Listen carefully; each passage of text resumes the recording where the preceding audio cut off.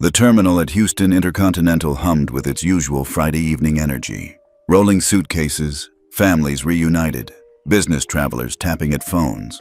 At Gate C-29, Flight 472 to Denver prepared to board.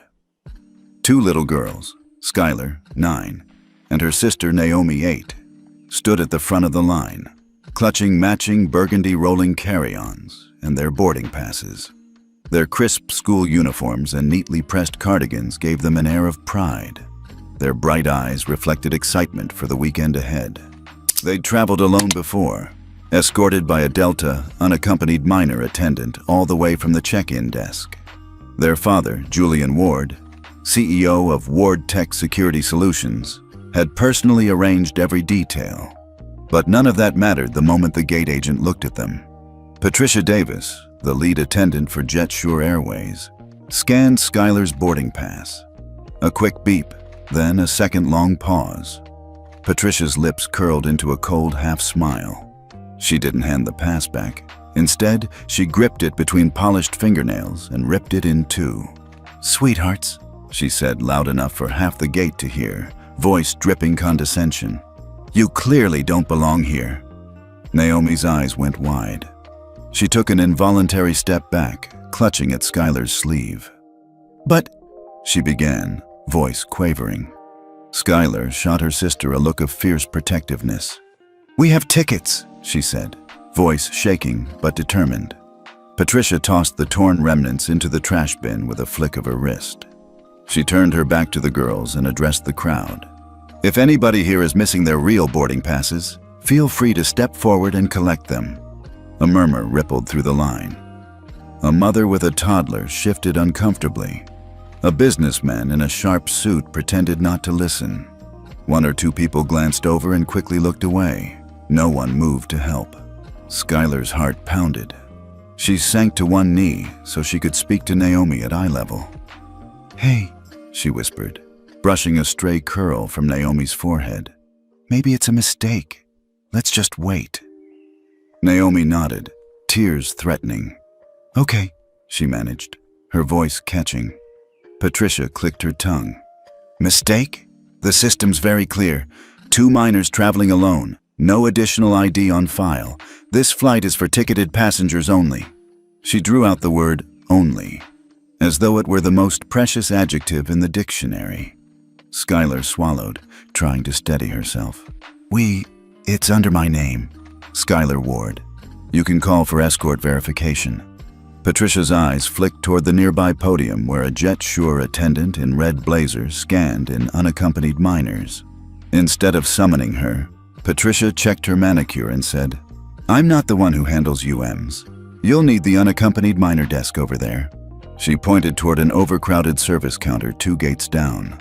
Naomi's bottom lip trembled. "But we were told to wait here." "Policies change." Patricia's smile was brittle, her voice colder. "Those policies don't include children who can't produce a chaperone authorization form." Skylar looked around desperately. A man in a polo shirt eyed the scene with polite indifference. A teenager with earbuds shrugged and looked back at her phone. "I have my dad's business card," Skylar said, pulling a laminated card from her cardigan pocket. It bore Julian Ward's name and title in raised gold lettering. "He's a very important person. He arranged this trip himself." Patricia snatched the card and read it. Then she sneered and crumpled it in her hand. "Well, Mr. Ward can arrange a refund if he'd like. Right now, you two are not cleared for departure." Naomi gasped and buried her face in Skylar's shoulder. Tears flowed freely. "I'm sorry," she sobbed. "I'm sorry." Skylar wrapped an arm around her sister. "Shh, it's okay," she whispered, though her own voice trembled. Patricia leaned in close, her breath scented faintly of peppermint gum. "Maybe next time these kids will remember that first class is reserved for paying adults." She turned on her heel with one last parting barb. "And some of us actually earn our paychecks." Skylar's hands balled into fists. Naomi clung to her, shoulders shaking. The little attendant in red, Skylar's official escort, stepped forward at last. "Come on, girls," she said gently, extending her hand. "Let's get you sorted." But the damage was done. The line behind them advanced. Passengers slid past as though Skylar and Naomi were invisible obstacles. A handful of people in the crowd recorded the spectacle on their phones, faces masked with a bizarre mix of disgust and voyeuristic glee. Skylar rose slowly, looking straight ahead. Her chest tightened. She knew what she had to do, though her young voice felt small. She raised her wrist and activated her smartwatch, the feature her dad had set up for emergencies. A simple message, typed out in trembling letters. "Dad, they won't let us board.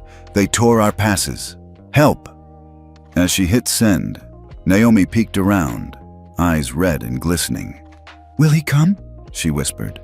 Skylar squeezed her sister's hand. "He'll come," she said, voice steadier than she felt. "He always keeps his promises." Far away, their father's phone buzzed. In that moment, the girls stood side by side at Gate C-29, ashamed, small, and powerless, unaware that within 30 minutes, their weekend flight would be grounded forever. Skylar and Naomi were guided, still trembling, toward the unaccompanied minor desk, a small cluster of counters manned by sympathetic jet-sure attendants in navy blazers. The hallway felt colder than the main concourse, fluorescent lights humming overhead. Naomi's hand shook so badly she could barely hold her boarding pass. Skylar gripped her sister's shoulder and took a deep breath.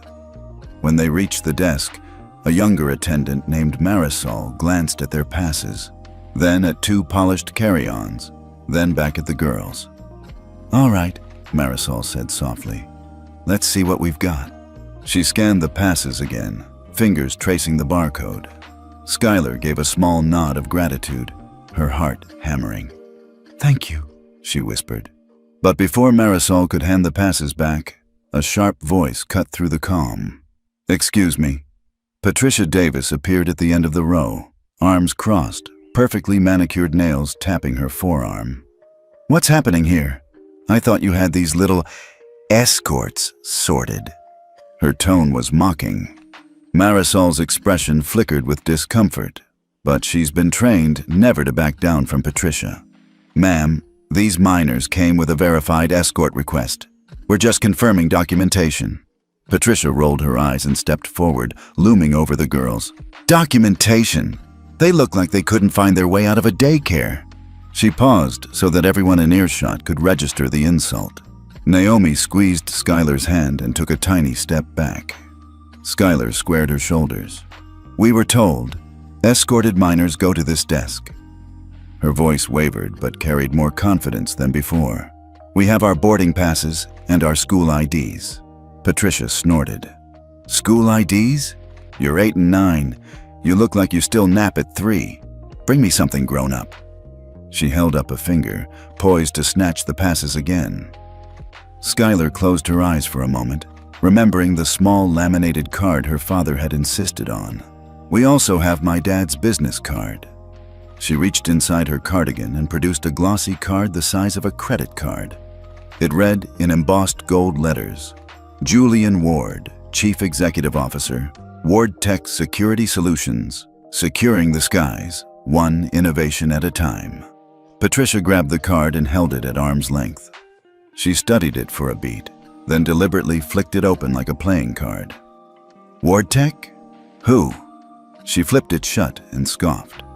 "That doesn't mean you belong on this flight." Skylar swallowed hard. "It means that if my dad wants me on this flight, I'll be on it." Naomi's bottom lip quivered. She pointed at the photo on the card, her father's clean-shaven face in a crisp suit, and whispered, "He said he'd make sure we get there." Patricia's lips curled into a cruel smile. "His little girls? Maybe he couldn't protect you from grammar school, but I'll bet he can't protect you from missing this flight." She tore the card in half and dropped it at Naomi's feet. A hush fell over the cluster of passengers now watching. Some held smartphones, ready to record. One mother clutched her child tighter. A businessman in a navy tie opened his mouth to protest, but shut it again. No one stepped forward. Skylar knelt to pick up the pieces of her father's card. She brushed her fingers over the torn edges, feeling a fist-sized knot of humiliation form in her chest. Tears came unbidden to Naomi's eyes, and Skylar reached out to tuck a lock of her sister's hair behind her ear. "It's okay," she said quietly, though her own voice cracked. Marisol cleared her throat. "These tickets are valid. I can confirm they're paid for with the correct promo code for unaccompanied minors." She held up a tablet screen showing the payment details, a timestamp, a last-minute upgrade to main cabin extra, and a note, "Ward Tech VIP request." Patricia leaned over Marisol's shoulder, peering at the screen. "VIP? They look anything but." She flicked her gaze at the twins again, then back to Marisol. "I decide who's VIP around here." With that, she yelled across the desk, "Security!" Two burly officers strode in, approaching Skylar and Naomi. Naomi let out a small gasp, and Skylar's hand shot out to cover her sister's mouth. The officers exchanged a look with Patricia. Then one of them pointed to a nearby holding pen. Patricia straightened her uniform, satisfied. "You two can wait in the security pen until I figure out what to do with you. Don't touch the passes or your phones." The officers guided the girls by the elbow. Naomi's knees wobbled. Skylar stiff-armed the move, but she didn't fight back. They were marched off to the little fenced-in area behind the desk where other children sometimes waited for delayed flights. But this wasn't a friendly delay. This was a punishment. From a distance, Skylar glanced back and saw the torn card and crumpled boarding passes on the floor. Her chest felt hollow. She knelt briefly to scoop them up, tears running down her cheeks as passengers behind her looked away. Marisol tried to explain, voice hushed. "I'm so sorry. This isn't how it's supposed to go." She handed back the fragments of the card and the boarding passes. "Hold on to these. I'll sort it out." Skylar simply shook her head, clutching the torn paper to her chest. Naomi was shaking too, her sobs small but steady. Skylar set her jaw. "It's not okay," she said, quiet but firm. As Patricia walked away, head held high, the barbs left behind echoed in the twins' ears. But beneath their sorrow, a flicker of resolve kindled. They hadn't given up yet. Far across town, in a gleaming boardroom on the 35th floor of Ward Tech's headquarters, Julian Ward's phone buzzed. He glanced at the screen and saw two words, "Help us."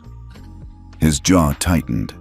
He set down his coffee, straightened his tie, and strode out of the room without a backward glance. His daughters needed him now more than ever. Skylar and Naomi were herded into a small waiting pen behind the unaccompanied minor desk, the gray mesh fencing closing around them like a cage. From their confined vantage point, they could see patrons lining up for Gate C-29, the very spot where their world had collapsed. The bright airport lights glinted off polished luggage wheels, and announcements crackled overhead about last calls and safety reminders.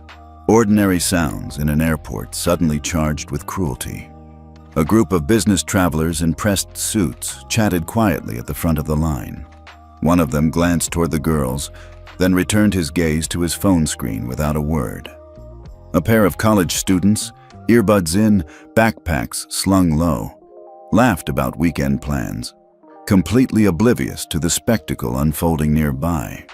Behind them, a mother with a toddler paused, but her eyes quickly flicked away when theirs met the twins' tear-streaked faces.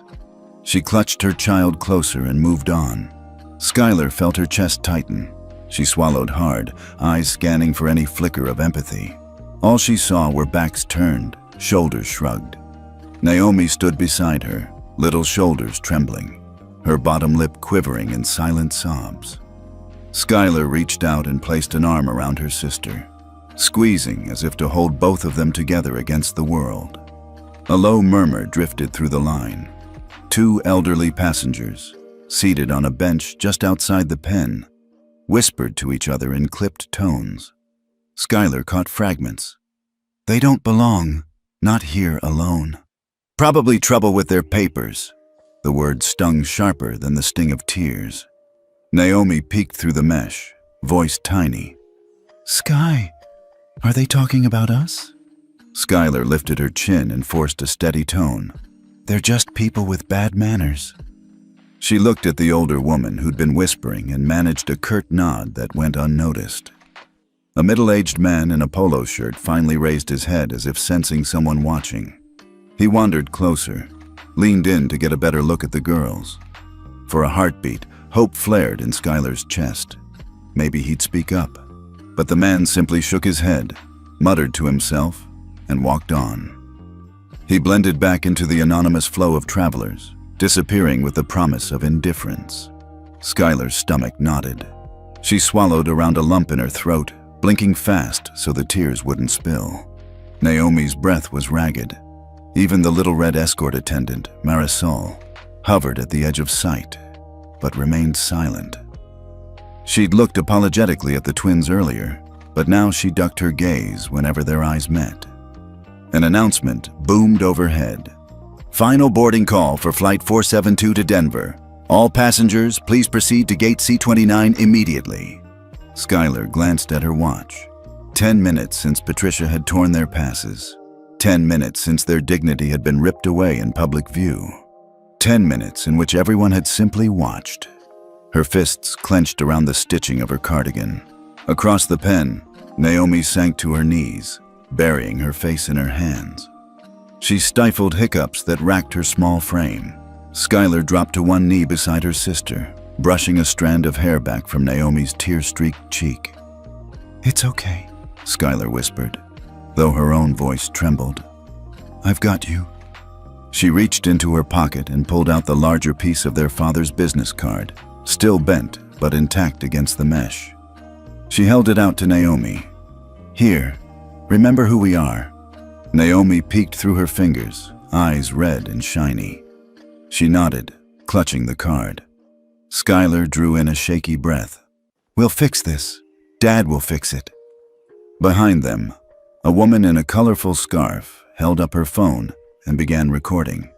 Skylar's stomach flipped. Did she want her humiliation broadcast? She considered grabbing Naomi and bolting, but the fencing blocked any escape. They were trapped stage left in someone else's show. Then the murmur grew louder. A pilot in uniform, passing by on his way to another gate, caught wind of the commotion. He slowed, peered at the twins, and furrowed his brow. He glanced around, caught Marisol's eye, then continued walking, offering nothing but a narrowing of the jaw.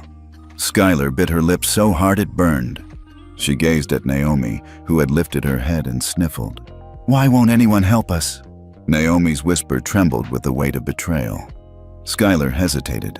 How could she explain that in a room full of adults, no one wanted to stick their necks out? People, I don't know, they're scared or just don't care. Naomi's shoulders slumped. "That's so mean." She tucked their torn boarding passes into her pocket as though holding on to the last shred of hope. Skylar stood and pressed her hands to the mesh, calling out, "You all paid for your tickets fair and square. We did too." Her voice cracked, louder than she intended. A handful of heads turned, some in annoyance, some curiosity. No one moved to help. Across the pen, Marisol finally stepped forward, voice tight. "Girls, I'm so sorry. If it were up to me..." She trailed off, eyes full of regret. Patricia appeared in the background, arms folded, surveying her handiwork with satisfaction. Skylar swallowed back bile. She straightened to face Patricia through the mesh. For a moment, the distant crowd blurred. This moment was between her, Naomi, and the cruelty of the gate agent. She lifted her chin and cleared her throat. "We are not invisible," she said, steady despite the tears. "And you will see us." Whether they heard her or not, the gate area seemed to flicker. Someone whispered into a phone. A cluster of passengers exchanged uneasy glances. Something had shifted in the air, the first tremor of justice. And somewhere far above, in a high-rise boardroom, Julian Ward's phone buzzed again. It had been a minute since the "Help us" message. Now, a second message. "They're alone. They're scared. They need you." He didn't hesitate. The air in his conference room shifted as he rose, white-knuckled, ready to use the power only a father and a CEO could wield. The slender shaft of late afternoon light cut through the terminal windows, painting long stripes across the cold linoleum floor of the unaccompanied minor pen. Inside that small fenced-in space, Skylar and Naomi huddled together on a pair of metal stools, too big for their little frames, beneath the harsh glare of fluorescent bulbs. All around them, the hum of rolling suitcases and distant boarding calls went on as though nothing had happened. Naomi's shoulders shook with quiet sobs. Her cheeks were streaked with tears, and her blue cardigan, once crisp and neat, was rumpled from desperate grasps at Patricia's counter. Skylar scooted closer, draping an arm around her sister's trembling shoulder. Her own heart pounded, but she forced herself to breathe slowly, to stay calm for Naomi's sake. "Shh," Skylar whispered, pressing her cheek against Naomi's hair. "It's not your fault." Naomi leaned into Skylar, clutching the larger piece of their father's torn business card like a talisman. "I'm so sorry, Sky," she murmured between hiccups. "I thought they'd understand." Her small voice cracked with guilt. She kept thinking she'd done something wrong, somehow at fault for trusting the airline's promises. Skylar wiped a stray tear from Naomi's face and tucked a soft curl behind her ear. "We did everything right," she said, firm but tender. "We showed our tickets. We waited. We listened. And it's them who are wrong." She looked up at the dull gray walls of the pen, imagining them dissolving under the weight of injustice. "Dad's going to fix this. He'll have to." Naomi sniffled and pressed her cheek into Skylar's sweatshirt. "Will he?" she asked, voice small and uncertain. "What if they don't listen?" Skylar reached into her pocket and pulled out the tiny smartwatch their dad had given her for emergencies. The soft beep she'd heard moments ago when she sent her message still echoed in her mind. She tapped the screen and saw the single word blinking back at her. Sent. "He will," Skylar said, though her own certainty wavered. She remembered her dad's strong voice at bedtime, reading her stories of brave heroes who always came through. "He's our hero," she thought.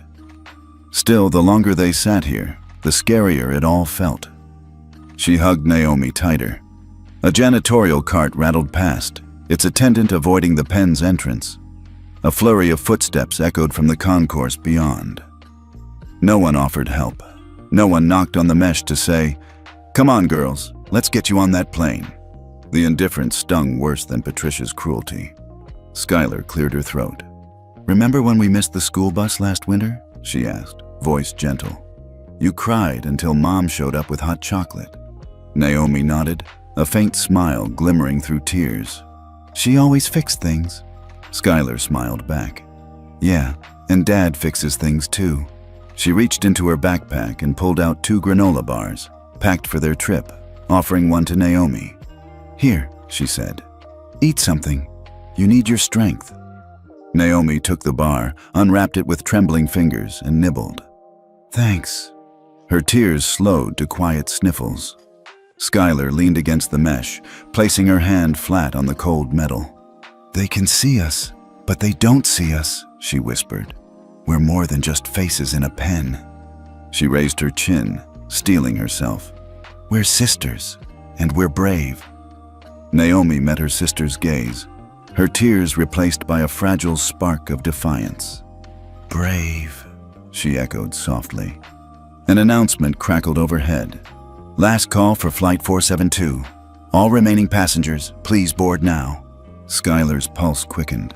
The original boarding time had passed. They should have been halfway to Denver by now, stockings tucked under cozy blankets in their seats. Instead, they were trapped in this lonely pen, at the mercy of strangers. Skylar squeezed Naomi's hand. "We're going to tell Dad everything, every single word she said." She nodded once, decisively. "He needs to know how they made you feel." Naomi swallowed, nodding in return. "I want him to hear me." As they sat together, the terminal's bustle felt distant, like the world outside was a separate universe. Here, 2 little girls waited in silence, wounded but unbroken, forging courage in the quiet. Far above, At Ward Tech's gleaming headquarters, Julian Ward paused mid-conversation with a senior engineer.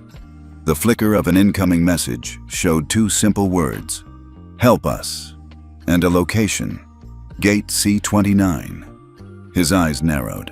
He straightened his shoulders. Whatever happened next, he knew exactly whose fault it was, and exactly how to make it right. The moment Patricia Davis snapped her fingers and barked, "Security!" the entire terminal seemed to go still. Skylar and Naomi sat frozen in the wire mesh pen, their small hand clutching the torn boarding passes and the shredded business card fragments like lifelines. They watched as two uniformed security officers, stern faces framed by earpieces, marched toward them with determined steps. Patricia stood back, arms folded, watching with a self-satisfied smirk as the officers approached. "These two," she called out, "are flagged for additional verification." She pointed at the girls one at a time. "Unaccompanied minors with suspicious circumstances. Handle it." One officer stepped forward, looming over Skylar. His badge read, "Officer Reynolds." He folded his arms. "Skylar." "Ward?" he prompted, voice low and official. Skylar's heart pounded so loudly she could almost hear it. She forced her chin up. "Yes," she whispered. Officer Reynolds glanced at Naomi, whose bottom lip quivered visibly. Patricia piped up, loud enough for half the gate to hear. "They've been claiming VIP status, but their paperwork is incomplete." Her tone implied something darker, like the girls were attempting fraud. Naomi pressed herself against Skylar's side. "We have our passes," Naomi stammered, her voice cracking. "We really do." Reynolds reached for Naomi's rolled-up sleeves, inspecting the school ID pinned there. "Let's see it." He ripped the ID card from her cardigan, held it between two fingers. Naomi whimpered, rubbing her arm where it pinched. Skylar surged forward, voice trembling but firm. "Give it back. You can't just take it." Reynolds ignored her and shoved the ID into his pocket. "Just follow me, sweetheart. We'll verify your identity." He gestured to a narrow corridor beside the desk, leading to a small side office labeled Security Verification Hold. "Please," Skylar said, desperation creeping into her words. "We'll go. Just be gentle." Reynolds stepped back, arms still crossed, leaving no room for negotiation. Skylar reached out, squeezing Naomi's hand. Neither girl pushed back. They knew resistance would only make things worse. They followed the officers into the cramped room. White walls, a single bench bolted to the floor, CCTV cameras in every corner. The door clicked shut behind them. Officer Reynolds locked the metal door and removed his gloves. A low hum of electronic locks and air conditioners filled the silence. Patricia's voice carried through the speaker above. "Make sure they're held until the system clears them. If there's any discrepancy, detain them." Skylar felt her chest tighten as the second officer, Officer Daniels, rifled through a small filing cabinet. He flipped through a binder of incident reports, frowning. Naomi sank to the bench, hugging her knees. Skylar knelt beside her, wrapping an arm around her sister's shaking frame. Daniels looked up. "Their reservation flagged them for high-risk status," he announced. "That often means potential security threats." His tone was clinical, as if they were dangerous criminals. Skylar looked from Naomi to Daniels, eyes wide. Naomi's lip trembled. "We're just kids," she whispered so softly it might have been swallowed by the hum of the air vents. Daniels leaned over Naomi, staring down at her. "Don't talk back," he said sharply. "Our job is to investigate. You two are not cleared to board until we finish." Skylar's heart lurched. The room felt colder than the terminal outside. Her palms dampened. She bit her lip. "Please," she managed. "We're not dangerous." Patricia's voice crackled through the speaker again. "Make sure they've been fully frisked. No exceptions."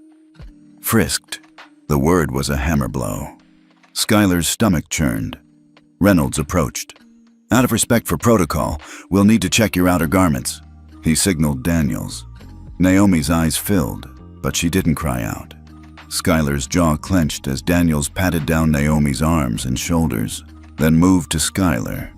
His hands felt rough.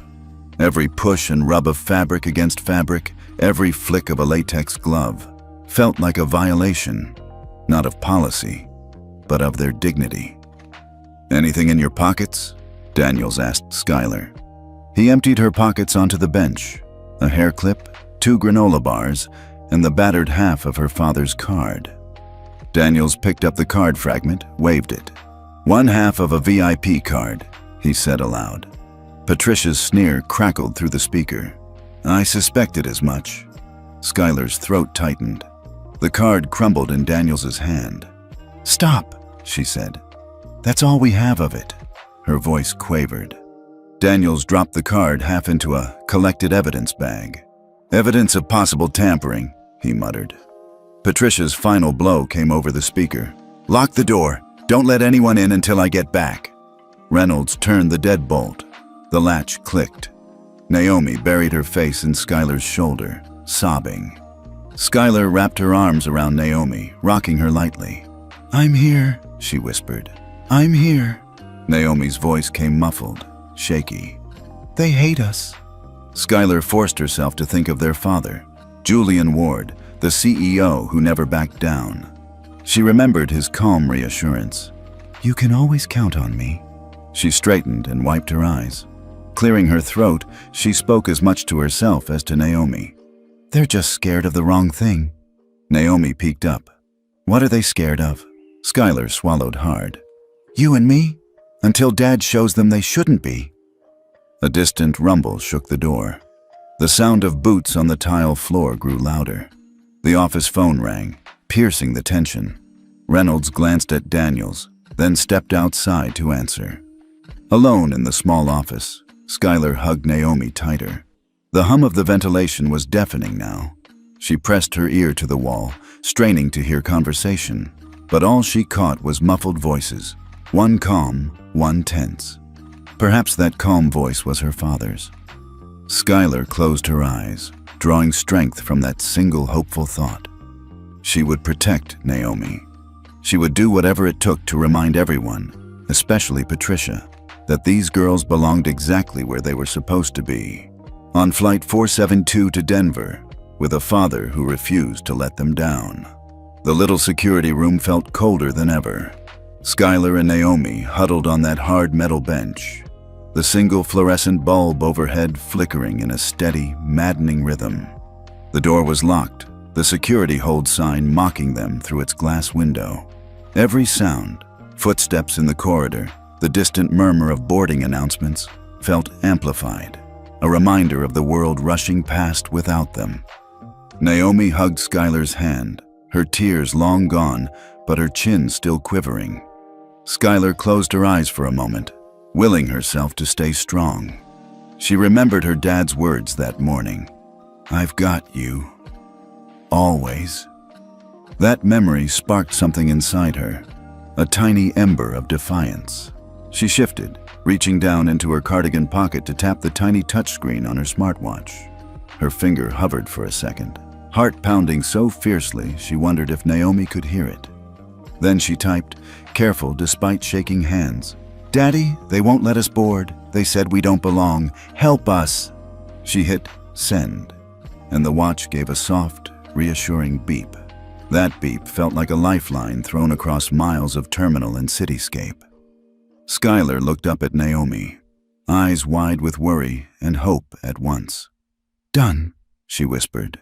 "He'll see it." Naomi sniffed, blinking rapidly. "Do you think he'll come?" Skylar squeezed her sister's hand. "He'll be here as fast as he can." They sat in a tense silence, the only proof of their plea the tiny red dot blinking on Skylar's wrist. Outside, Skylar could hear footsteps, maybe Marisol checking on them, maybe Patricia coming back to gloat. But Skylar refused to look. Instead, she focused on that single light on her watch. Sent. Up on the 45th floor of the gleaming Ward Tech headquarters, Julian Ward was in the middle of a high-stakes meeting with the National Airline Alliance Board. Floor-to-ceiling windows framed the Houston skyline behind him. Around the long glass table, Representatives from every major carrier sat in crisp suits, debating the rollout schedule for WardTech's new automated security scanners. And with a 98.7% accuracy rate across all demographics, we're confident this will set a new industry standard, Julian was saying, sliding a glossy performance report across the table. He gestured to the projection. Heat maps of scanner performance, cost-benefit graphs, user experience feedback. The board chair, a silver-haired gentleman in his 60s, nodded. "This is groundbreaking, Mr. Ward.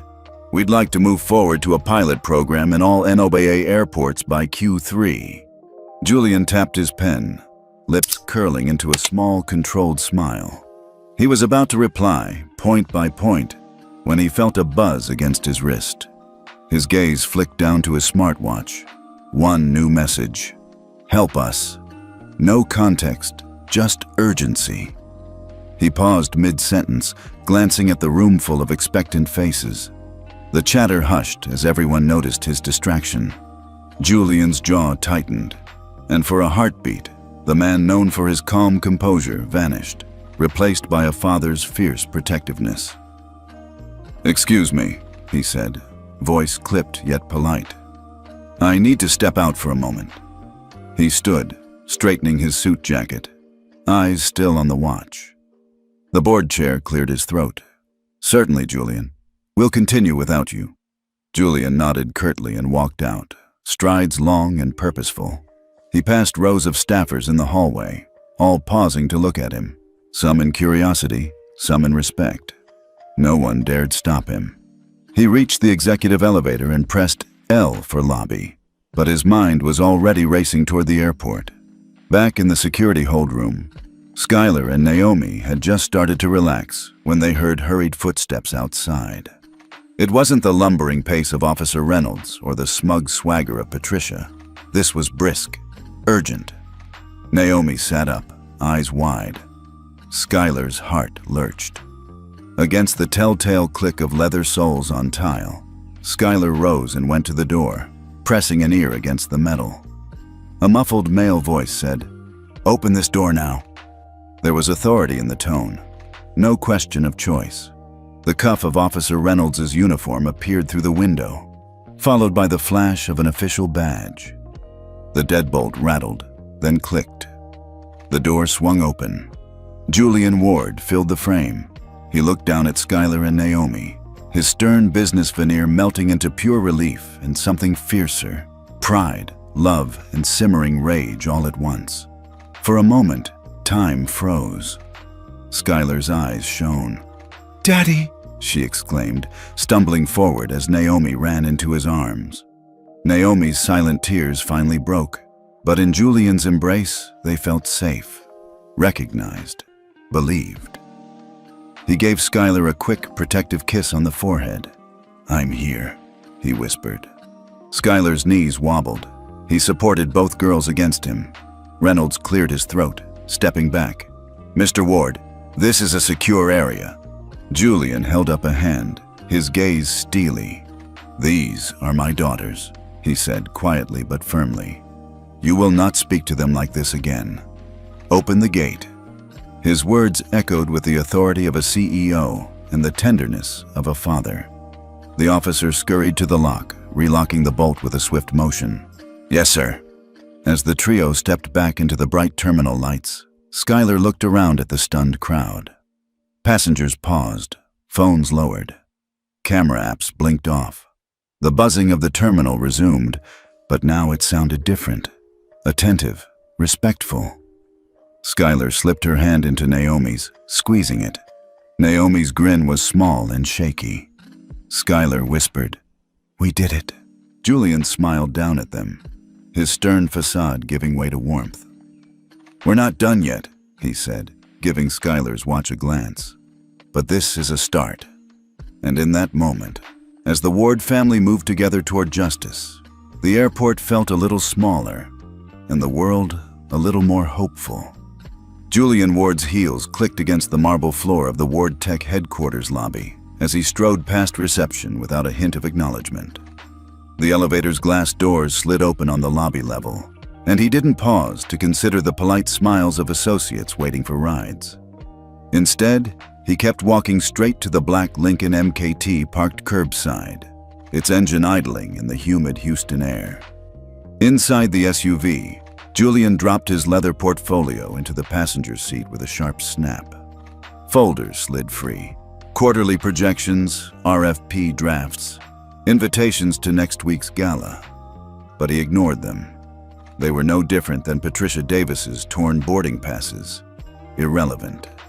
He grabbed his phone and stabbed at the screen. "Gloria!" he barked the moment his executive assistant answered. His voice was hard, controlled.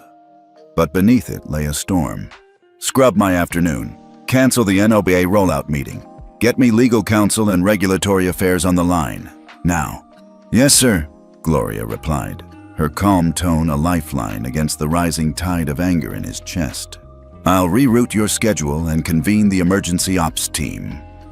Julian ended the call and glanced in the rearview mirror at his reflection. Eyes steely, jaw clenched, every inch the CEO. Except now he was a father, and that identity drove him harder than any business deal ever could. His daughters had been humiliated, stripped of their dignity, branded security threats in a cramped side office. He would not let that stand. He slid out of the car and marched through the sliding glass doors of the private garage entrance. His staff, engineers and executives, pausing mid-stride at the sight of his urgency. He barely glanced at them, but caught a glimpse of wide eyes. In those seconds, the corporate facade cracked, revealing the singular purpose propelling him forward. On the 12th floor of the engineering annex, Julian entered the situation room. A dozen monitors glowed, live airport cams, system dashboards, conference call feeds.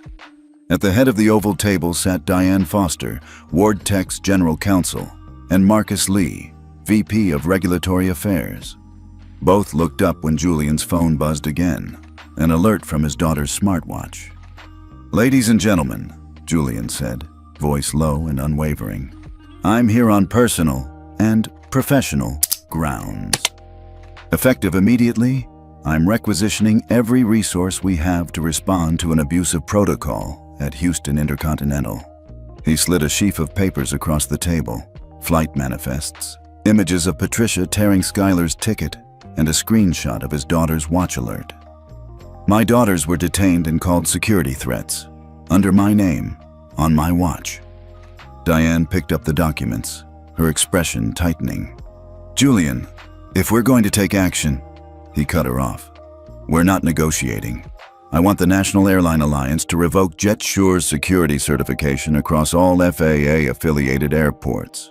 I want a nationwide grounding of every JetSure flight until they submit to a complete audit of their passenger procedures."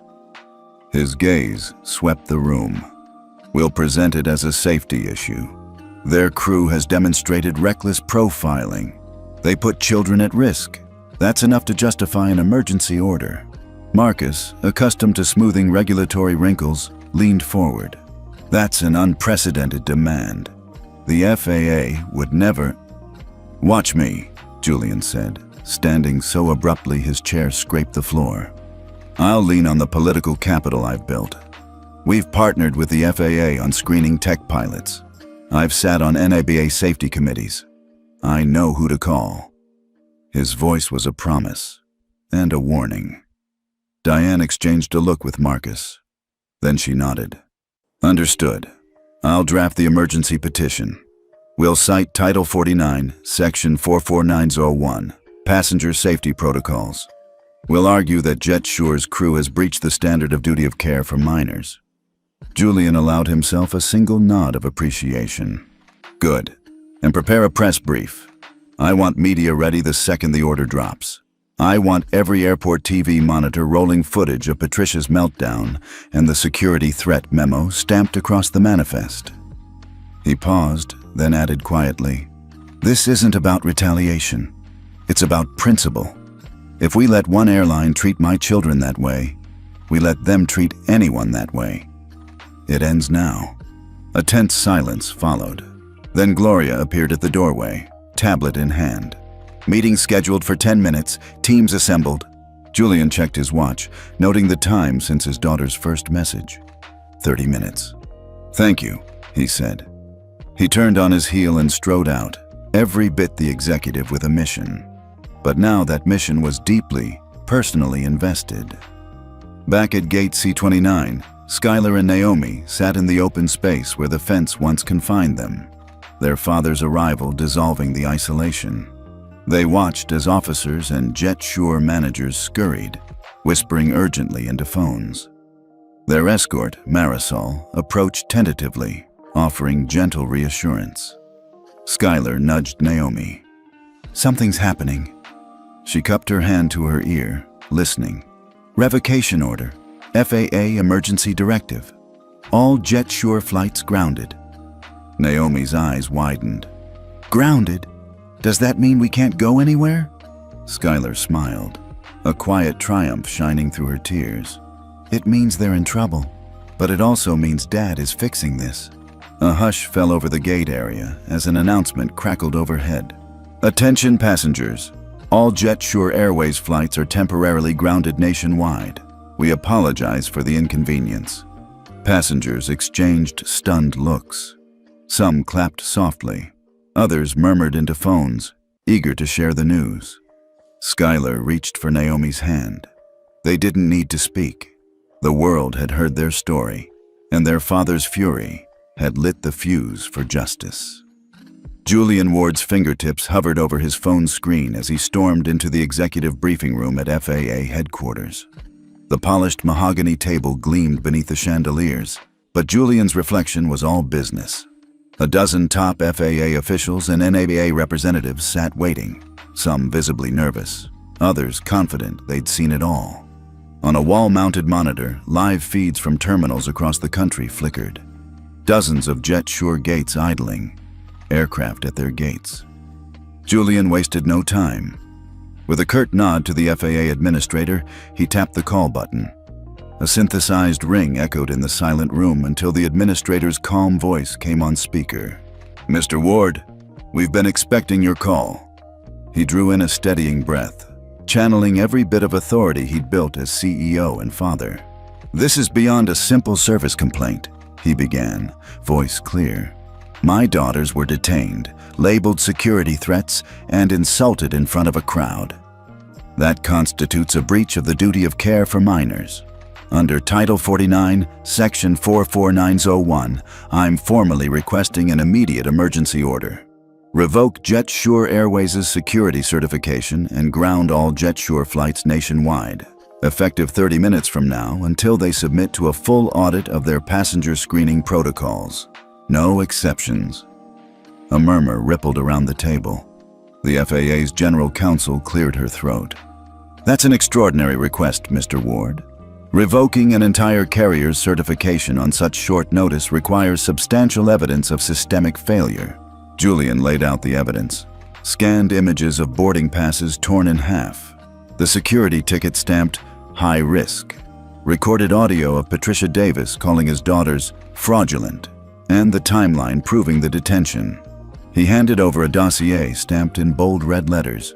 Urgent. Safety violation. Unaccompanied minors. This isn't isolated human error, he said. It's corporate policy run amok. If the FAA won't intervene, children will keep suffering. Someone at the table whispered into a headset. The administrator leaned back, studying Julian's calm insistence. We'll convene the safety review panel immediately. If they agree this constitutes an imminent threat to passenger welfare, we can issue an emergency grounding under our provisional authority. Julian's jaw tightened. He glanced at his watch. 20 minutes until the deadline he'd set. I expect a decision before 30 minutes are up. Lives are at stake, including my daughters. Silence fell. Then the administrator spoke again, voice formal but firm. Mr. Ward, we're issuing Emergency Order 1187. Jet-sure Airways security certification is revoked effective immediately. All FAA-sanctioned operations by jet-sure are suspended until further notice. A written directive will be delivered to every major U.S. airport and posted on the FAA's public portal. We'll also notify the NTSB and DHS for ancillary security checks." A collective exhale swept the room. Julian clicked off the call and exchanged a brief nod with the administrator. "Thank you," he said. "And please expedite the public notice. My daughters and every passenger deserve to know their safety matters." Back at Gate C29, Skylar and Naomi sensed the shift before the announcement crackled over the PA system. Clear words boomed through the speakers. "Attention all passengers. Effective immediately, Jet Sure Airways certification has been suspended by the FAA due to critical safety violations. All Jet Sure flights are grounded nationwide.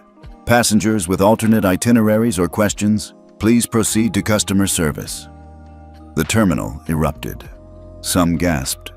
Others cheered softly. A handful of travelers rushed to consoles, rebooking on rival airlines. Skylar's eyes widened as she realized what had happened.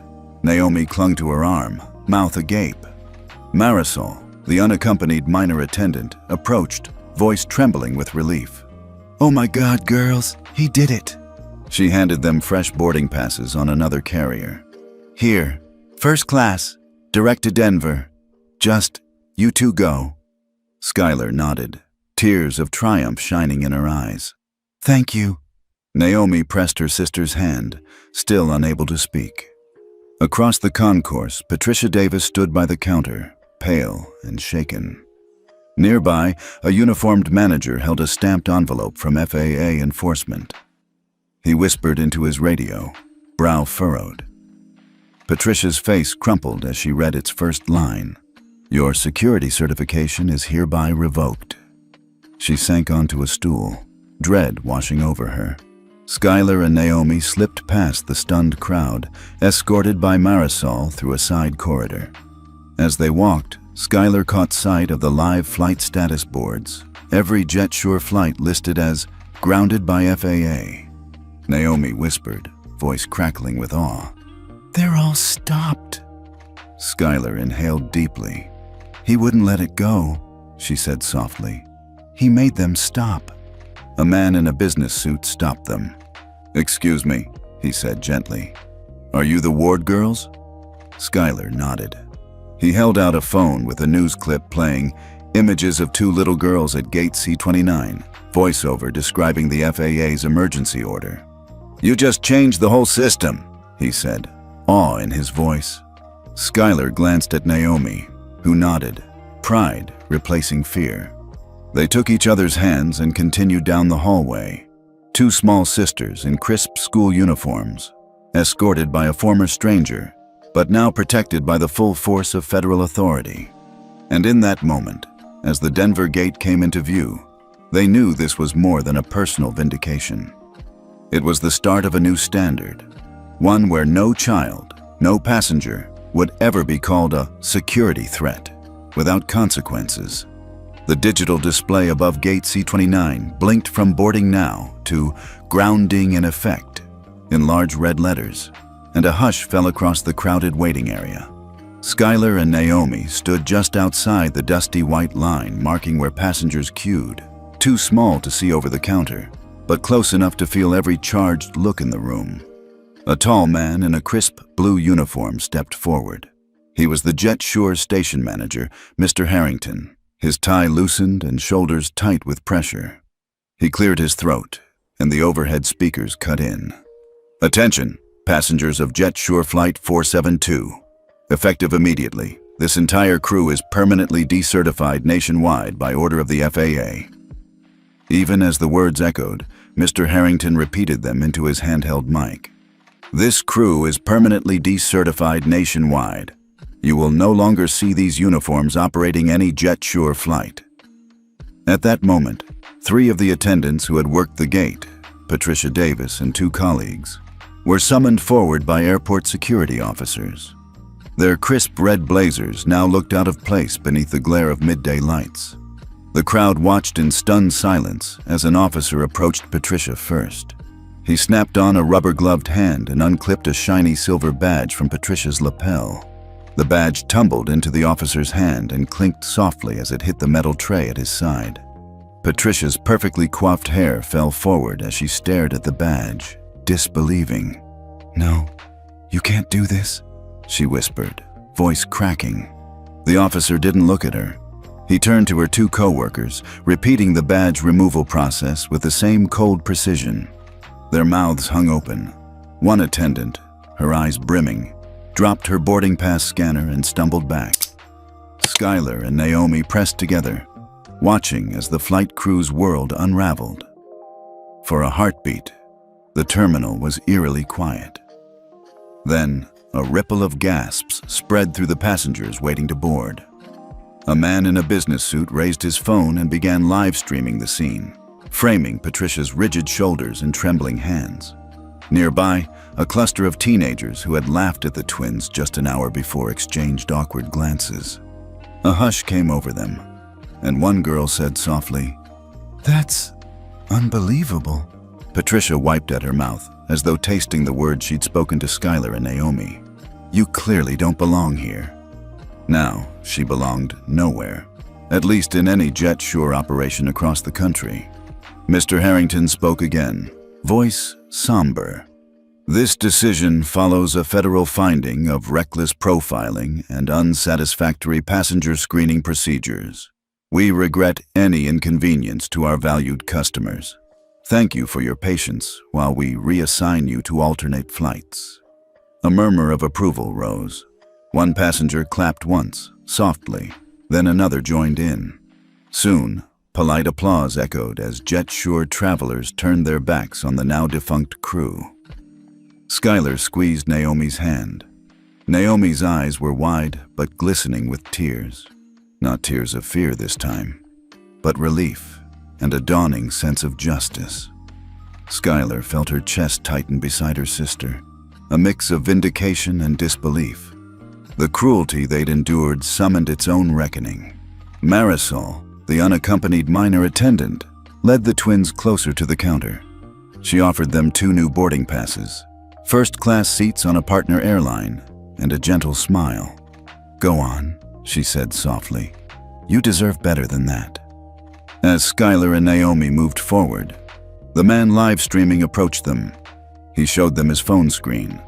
The video already had hundreds of views, comments flooding in with outrage at Patricia's treatment of children. One viewer wrote, "This is why we need accountability." Skylar glanced at Naomi, then looked back at the crew. Patricia's face was pale, etched with humiliation. The other attendants stood stiffly, shame bearing down on them more heavily than any luggage. Naomi swallowed and whispered, "They're gone." Skylar nodded. "They were never supposed to be here." She straightened her cardigan, chest swelling with quiet pride. "Let's go." They strode past the counter, shoulders back, heads held high. Every step was a reclaiming of the power Patricia tried to steal. As they walked, a small group of passengers fell in behind, murmuring praise for the twins. A grandmother patted Naomi's head. A businessman offered Skylar a thumbs up. Skylar allowed herself a small smile. The terminal's hustle returned around them, rolling suitcases, boarding announcements for other gates. But something had changed. The crowd felt cooperative instead of callous. They'd witnessed a punishment fitting the crime, public humiliation of the cruelty done to 2 innocent children. At the far end of the concourse, a new gate agent greeted them. "Welcome aboard Flight 512 to Denver. Skylar and Naomi Ward." Skylar handed over her pass. The agent scanned it with a quick beep and smiled. "Right this way, ladies." Naomi paused, looking back at gate C29 one last time. The empty counter and scattered jet-sure uniforms were a silent monument to justice. She turned to Skylar, eyes bright. "I think I like first class." Skylar laughed softly, looping her arm through Naomi's. "Me too."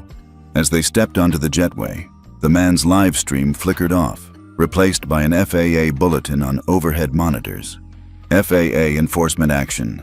Jet Sure Airways certification suspended nationwide." Skylar and Naomi settled into plush leather seats, the world of Jet Sure behind them.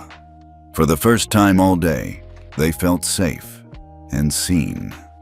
Skylar sank into the plush leather seat of Flight 512, her heart still hammering from the whirlwind of the last hour.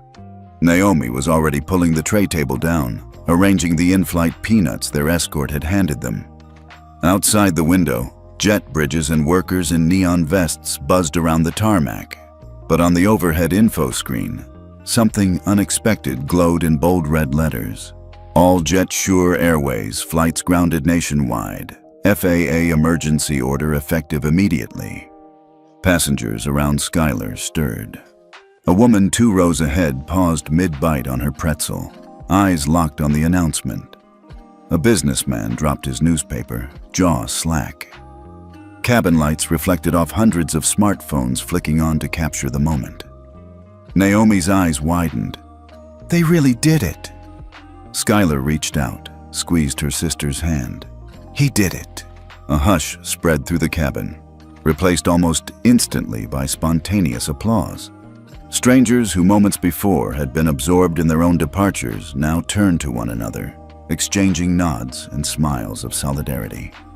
From the cockpit came the gentle chime of the seatbelt sign being switched off. Over the intercom, the pilot's voice crackled to life. Ladies and gentlemen, this is your captain speaking. As some of you have noticed on our in-flight monitors, you are now traveling on a partner carrier due to an FAA order suspending JetSure Airways operations. We apologize for the inconvenience and appreciate your patience. We expect smooth sailing from here on out. A murmur of approval rippled through first class. A flight attendant in crisp navy paused in the aisle to applaud softly, then resumed her duties with a nod to Skylar and Naomi. Skylar let out a breath she hadn't realized she'd been holding. She leaned back, eyes glistening. Naomi wrapped her arms around her in a quick hug, her face bright with relief. "I'm proud of him," Naomi whispered. Skylar smiled, her chest tight with emotion. "Me too." Beyond the cabin, across airports coast to coast, the impact was immediate. At Dallas/Fort Worth, gate agents ushered JetSure passengers toward information desks. At JFK, monitors flashed the FAA notice alongside live news feeds. Reporters standing before grounded red and white JetSure jets lined up on the tarmac, rows of aircraft held in place by an emergency directive. Social media tickers scrolled rapid-fire reactions. Papa Ward brought the thunder. Justice for 2 little girls. #GroundJet Sure trending nationwide. Back in Skylar's row, an elderly couple sitting next to them swapped phone screens to show each other photos of Gate C-29 from earlier that day. The empty pen, 2 small girls clinging together, a lone red blazer draped over the counter where Patricia had once insulted them.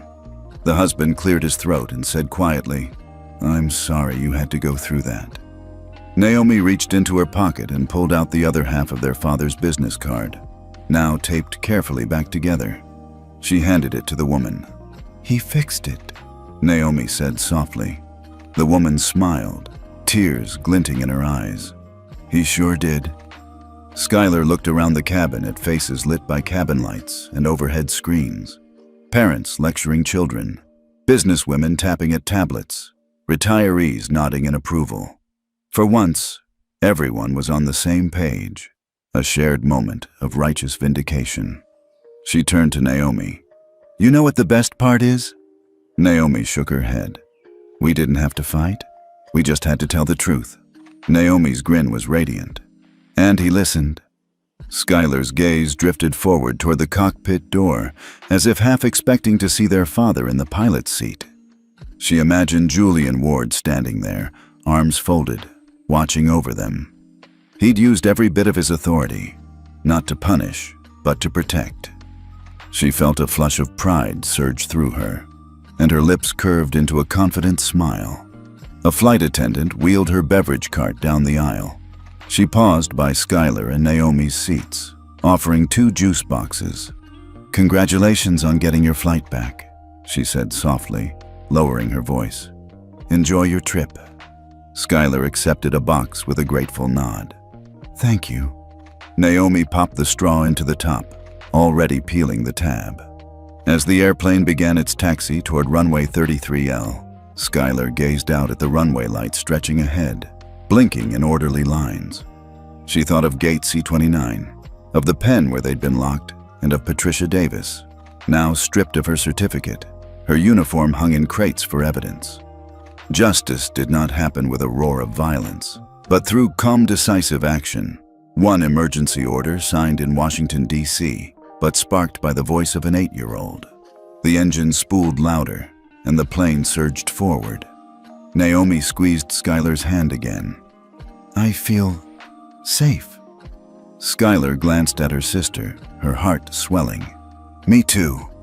As Flight 512 lifted off, climbing into the twilight sky, overhead screens still displayed the FAA order, now accompanied by a ticker announcing an international review of passenger screening protocols. Across the nation, regulators scrambled to adopt the new standards Ward Tech would propose. A paradigm shift in how families and children were treated at airports had begun. Skylar and Naomi leaned back in their seats, the distant lights of Houston fading below them. Somewhere among those lights was a Gate C-29 left behind, but it no longer defined their journey. They were soaring above it now, carried not by jet fuel, but by a father's fierce promise kept. The cabin lights were dimmed to an evening glow as Flight 512 cruised toward Denver, but Skylar and Naomi's minds were still swirling with everything that had happened. They'd settled into their first-class seats with their hot meals and fluffy blankets, but comfort felt new and strange compared to the tension of Gate C-29. Skylar gazed out the window at the sliver of moon above the twinkling runway lights. Naomi nibbled on her dessert, eyes distant. Neither spoke for a long moment.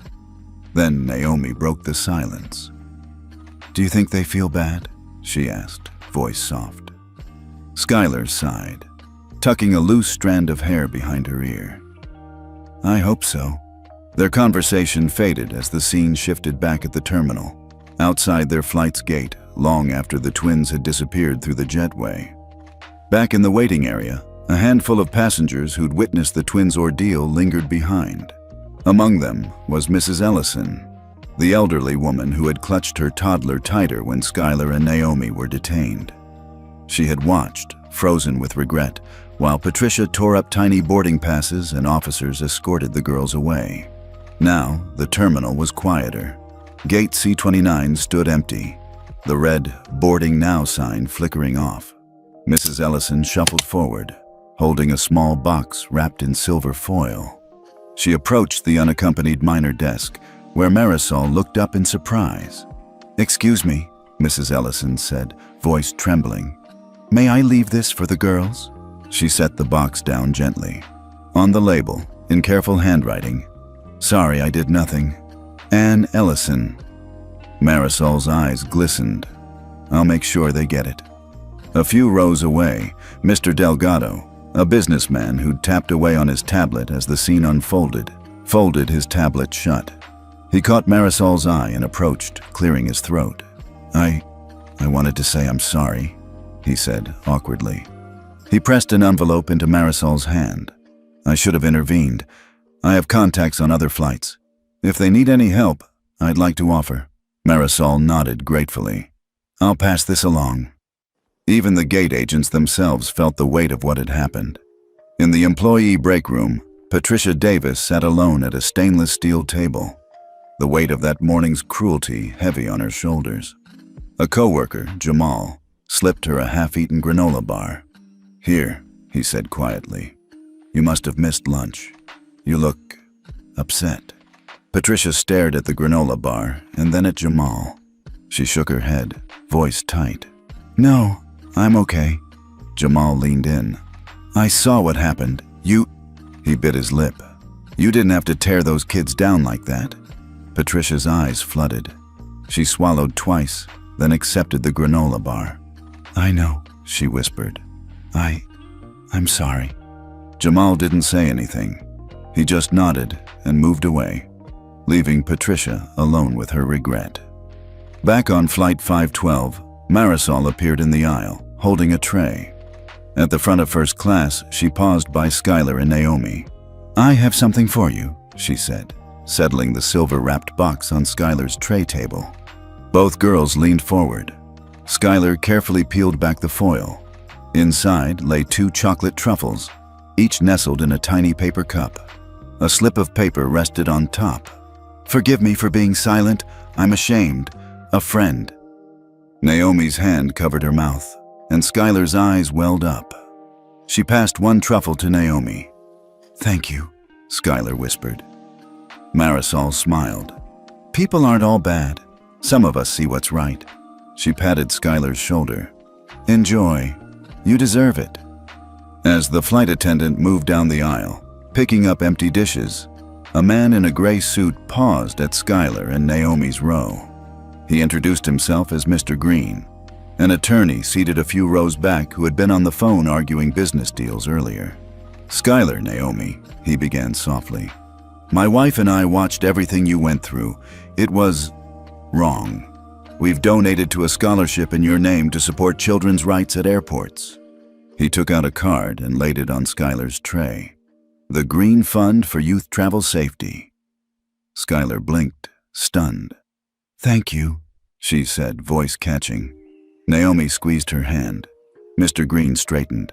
"Just promise me you'll always speak up when something's unfair." He offered a gentle smile.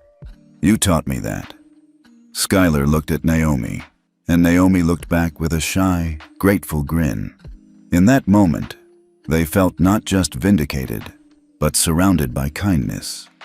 All the casual witnesses who had remained silent at Gate C-29 had now found quiet ways to speak their regret and make amends. Naomi tucked the chocolate into her pocket. "I feel warm inside." Skylar nodded. "Me too," she exhaled.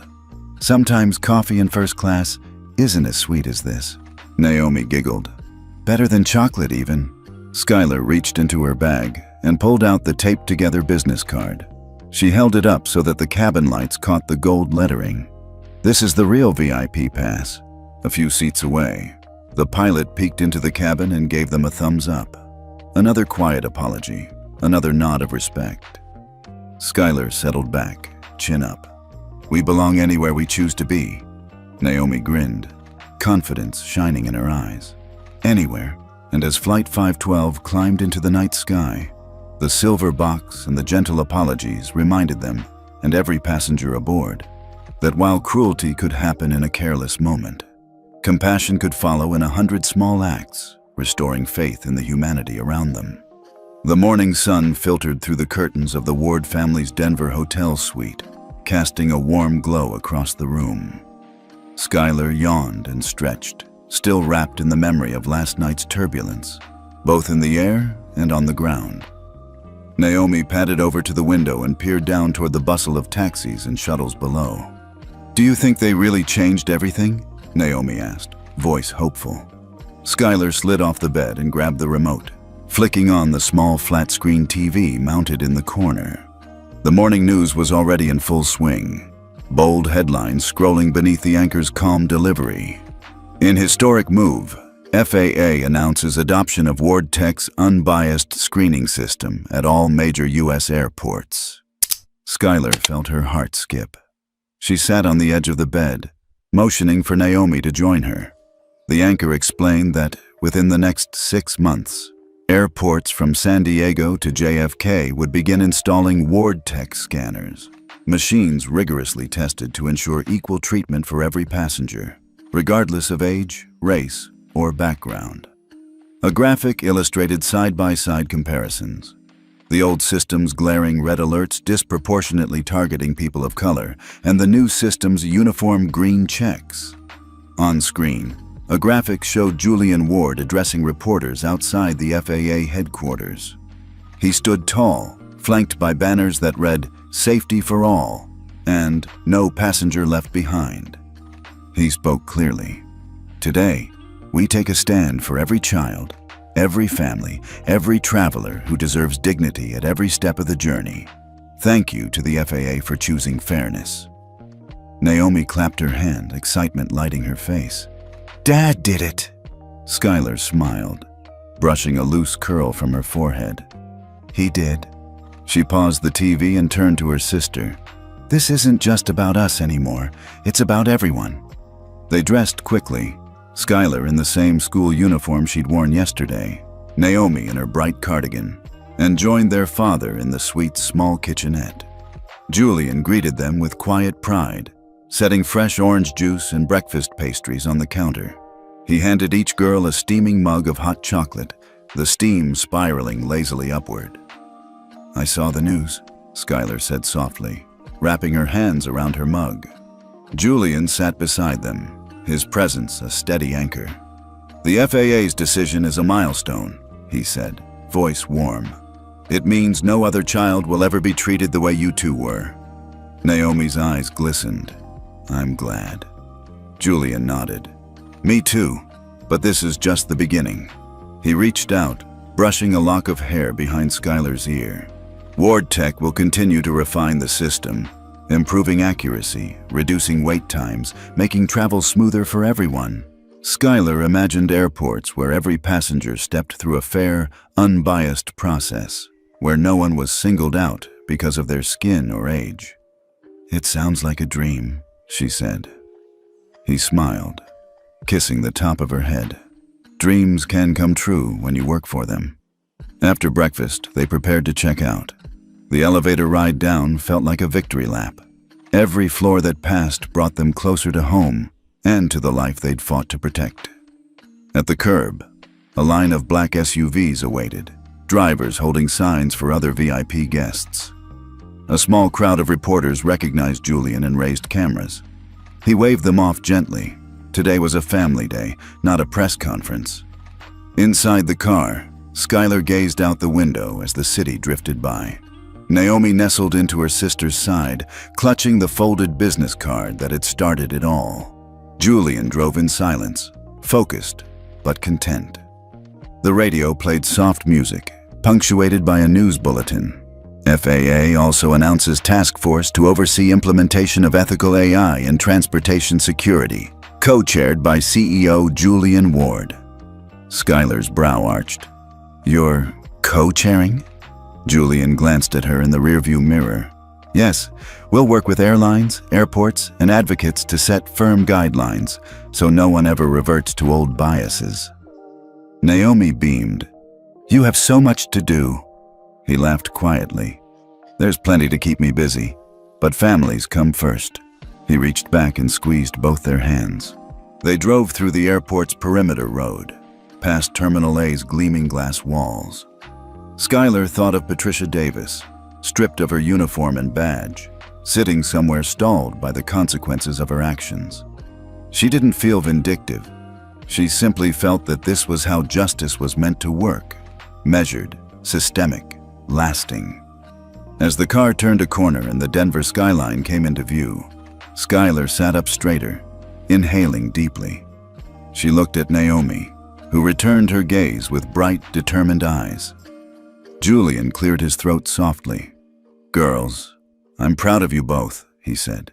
"You showed courage in a moment of fear, and you reminded all of us, that sometimes you don't need to shout to fight back."